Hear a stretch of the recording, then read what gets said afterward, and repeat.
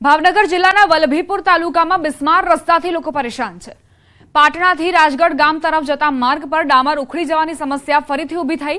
આ માર્ગ પર 6 કિલોમીટરનું રીકાર્પેટિંગ કરવામાં આવ્યું હતું, પરંતુ થોડા સમયમાં જ ડામર ઉખડી ગયો છે, જેના કારણે વાહન ચાલકો માટે આ માર્ગ પરથી પસાર થવું ખૂબ જ મુશ્કેલ બની ગયું છે।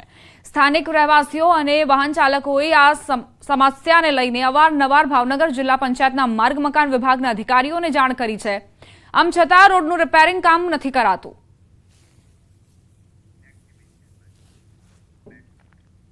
ધોરાજીમાં ઓવરબ્રિજનું નિર્માણ ખેડૂતો માટે મોટી સમસ્યા લઈને આવ્યું છે। જૂનાગઢ હાઈવે પર ઓવરબ્રિજ બની રહ્યો છે। કામગીરી શરૂ થતા વૈકલ્પિક સુવિધા માટે 2 ડાયવર્ઝન આપવામાં આવ્યા છે।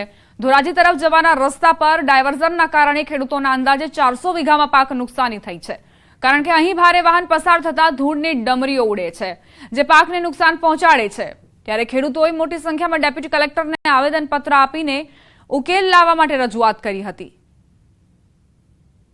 કેનાલ આપેલો છે, ખેડૂતનો ગાડા માર્ગ છે, તે અત્યારે હાલી હગાઈ પોઝિશન નથી। હજી 4 વ્હીલર રોજ હલવાઈ જાય છે અને અહીંયા કોઈ અત્યારે ખેડૂત એટલી ધૂળની ડમરી ઉડે છે કે કોઈ ખેડૂત કામ કરી શકે એમ નથી। કોઈ મજૂરી આવતા અત્યારે પાક લીલામાંથી આખા સફેદ થઈ ગયા છે અને કોઈ જ્યાં પેલા કાંઈ સિમેન્ટ રોડ કે ડામર પટ્ટી કરવાની તાત્કાલિક માગણી કરીએ છીએ અમે। જુનાગઢ જવા માટે 2 ડાયવર્ઝન કાઢેલ છે, એક ફરેણી રોડ ઉપર અને એક જમનાવર થી લઈને છે, પણ વાહન ચાલકો દ્વારા આ બંને ડાયવર્ઝનનો ઉપયોગ કરવામાં આવતો નથી। જે જમનાવર પાસે જે ફાટક પાસેથી છે, જે કેનાલ પાસેથી ખેડૂતોને અવરજવર માટે જે રસ્તો છે તેને ઉપયોગ કરવામાં આવે છે, જેના કારણે ખેડૂતોને ત્યાં ખેતરે આવવા જવા માટે તકલીફ થઈ રહી છે। ખેડૂતોને ત્યાં મજૂરોને શ્વાસ લેવામાં ધૂળ ઉડવાના કારણે તકલીફ થઈ રહી છે। ડમરી ઉડે છે, અમારા 25 થી 30 ખેડૂતના મોલ બળી ગયા છે અને વિકાસ થતો નથી।